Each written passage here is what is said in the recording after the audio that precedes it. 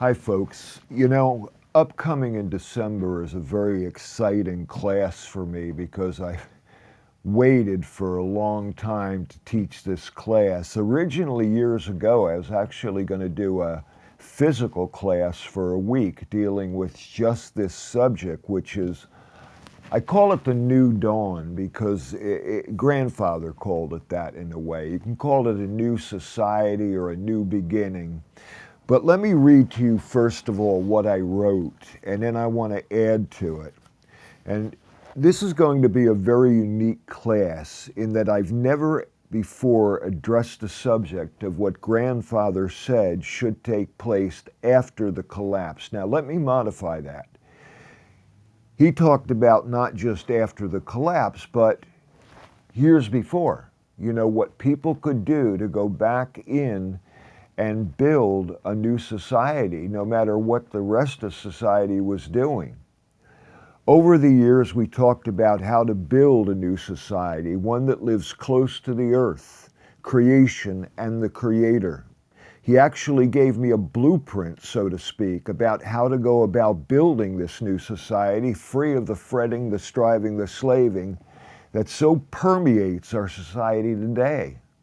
No matter what degree of collapse that will be ultimately take place, this new society, this new but very old set of values will mark the new dawning, as grandfather called it often.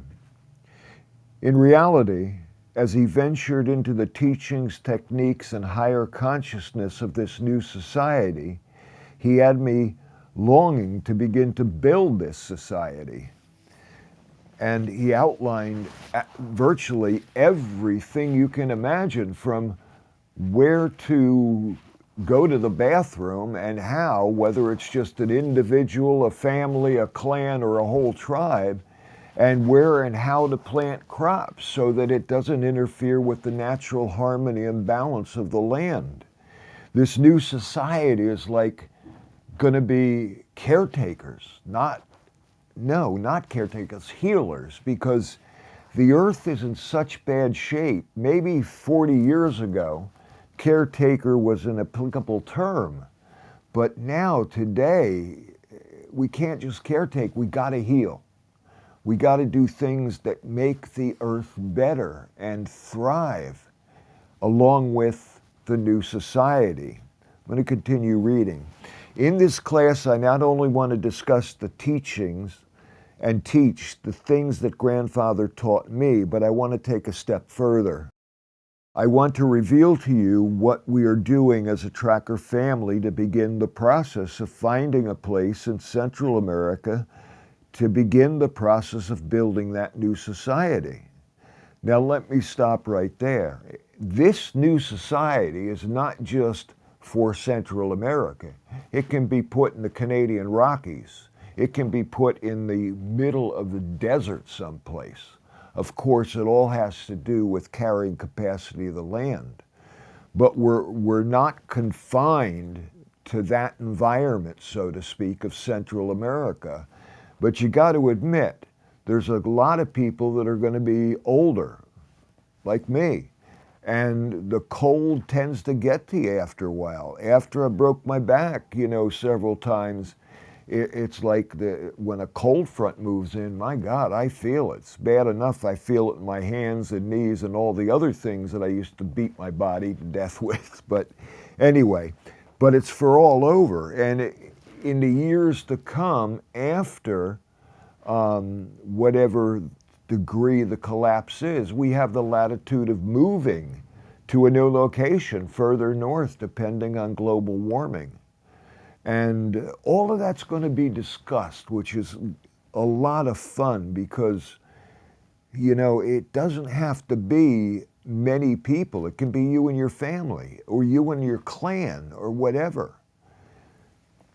It will be much like the ancient ones followed, where there will be a major encampment that lives close to the land with several other encampments surrounding the central area.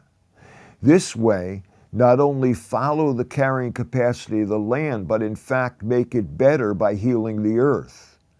Truly, you will be amazed at the insight and planning that grandfather and the elders defined so very long ago, and how it so perfectly fits into what is happening today. And the beautiful thing is, this is one project down in Central America. I'm going to help some other people out with their project that's going to be going on up in the northern part of the country, in the Montana, Canada area. The only thing with that kind of environment is your survival skills has to be good, because it gets brutal in the winter. Anyway, we're going to talk also about laws and government and council, that kind of thing. Of course, agriculture, how to get water, how to purify it if you have to. I'm going to talk about the kind of medicinal plants you should plant, along with what crops you should plant. And I'm not going to make this just specific to Central America. We're going to go all over the place, every kind of geological area, so to speak. And then get into the hunting and gathering techniques, the division of labor, like the tribes and clans had, the sacred bow makers, the arrow makers, the basket makers, that kind of thing. And it's just the way grandfather talked about it and the way his people lived. When I visited him after grandfather had passed away, I was just amazed at the balance with the landscape and the ease of survival, even in that harsh desert environment.